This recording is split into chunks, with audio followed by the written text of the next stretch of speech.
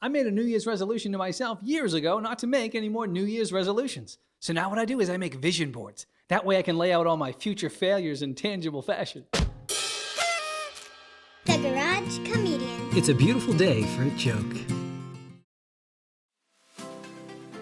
So I hope everyone had a nice holiday. For me, it was mixed. I did something I hadn't done since I was 10 years old. I made homemade Christmas cards for my friends and family, old school style. I took a piece of paper, I folded it in half, and then I wrote some season's greetings and some nice words on there. And I discovered when you're 10 years old and do this, you're cute and creative. But when you're 44, you're a cheap bastard. But here we are on the verge of ringing in 2020 in the United States. Would it blow your mind if I told you that not all countries are ringing in 2020?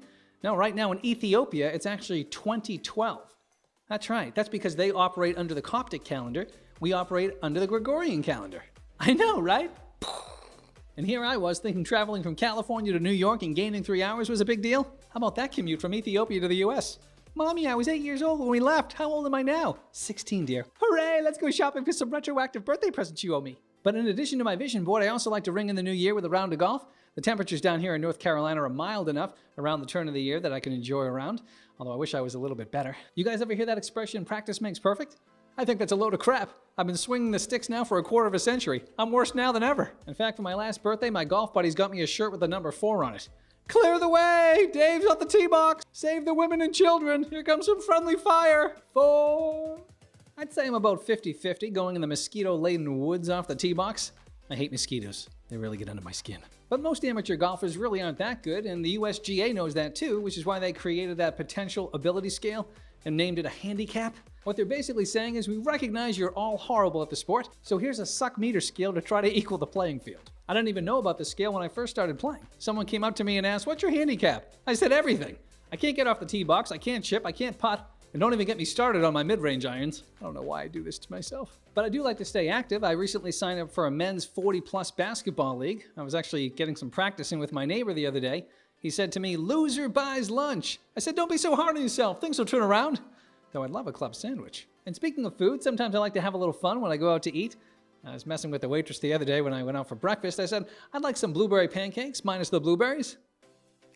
"So you'd like regular pancakes, as long as there's no blueberries in them." All right. And then my daughter, not to be outdone, placed her order. Now, she could have ordered a plate of 1, 2, 3, or 4 pancakes. So she said to the waitress, "I'd like a flapjack with my other flapjack." "So you'd like 2? As long as there's not 3. Yep, the blueberry doesn't fall very far from the tree. Or the vine, or whatever. But the funniest part was after she took our order, I could overhear her talking to the manager. "Hey, Bob, I think we should maybe secure payment up front for table 5. I don't think the elevator's going all the way to the top for those people." And now it's time to introduce a new segment entitled Hot Take. Hot Take. I love the warm weather, which is one of the reasons I relocated down to North Carolina. But what I don't like is a warm toilet seat in a public restroom. That gives me the heebie-jeebies. This has been a hot take. So my son takes karate lessons, and we were on our way home from a karate lesson the other day when I saw a car in my driveway I didn't recognize. When I came in the house, I said to my wife, "Who's here?" She said, "The blind lady." I said, "Oh, that's great. She's got one of those self-driving cars. I've wanted to see one of those up close." She said, "No, you dipstick. It's the woman that's here to fix our broken blind in the bedroom. Remember you called about it 2 days ago." Right.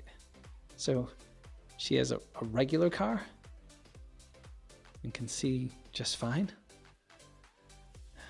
It's a bit of a letdown. I did have a hard time seeing when I went over to my friend Brian's house the other day. I said, "It's dark in here." He said, "You feel it too? It's like a presence, right?" I said, "No, I nearly took my knee out on your coffee table. Would it kill you to put a light on?" He said, "Why don't you take your sunglasses off?" Oh, yeah, that's better. Oh dear, Fatty Kitty's back at the door. Just 1 minute. Kitty!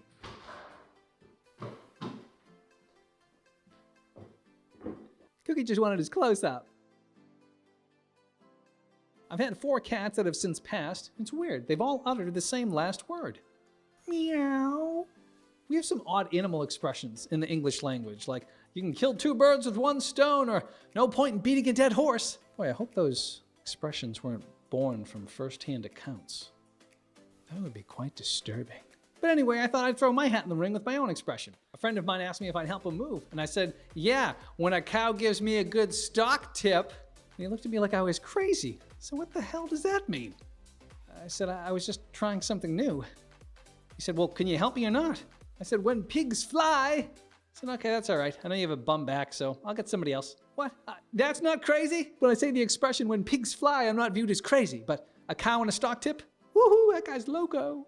I don't get it. All right, I'm off to go on a binger now. Although I should probably specify to all you elder statesmen, binger isn't what it used to mean. Doesn't mean I've fallen off the wagon or I'm going to be throwing back shots of whiskey. No, a binger is sitting in front of the television and consuming multiple episodes of a season of something.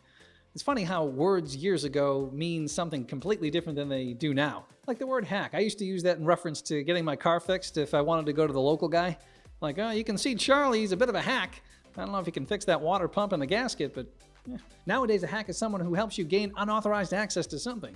Oh, and by the way, whoever's putting thumbs down on my videos, I find that hysterical. I'm so sorry that I'm not entertaining you. And I do see the irony. It's not lost on me that I'm producing these in hopes to make you laugh and that they're funny. And then it wasn't funny to you, so you put the thumbs down, and now I'm the one laughing. And though I was raised, if you have nothing nice to say, you shouldn't say it at all. Technically, they're not saying anything. They're just hitting the button. So keep up the good work. Okay, guys, well, I'm piling up the family and we're heading to Brasstown, North Carolina to ring in the new year. There's no place quite like Brasstown, North Carolina. See, unlike Times Square, where they lower a giant 700-pound ball with lights, in Brasstown, they lower a live possum. I'm not kidding. They actually lower a live possum. You can Google that. It's true. I know I'm a jokester, so you might think I'm telling a joke. I'm not joking. I have to see this firsthand.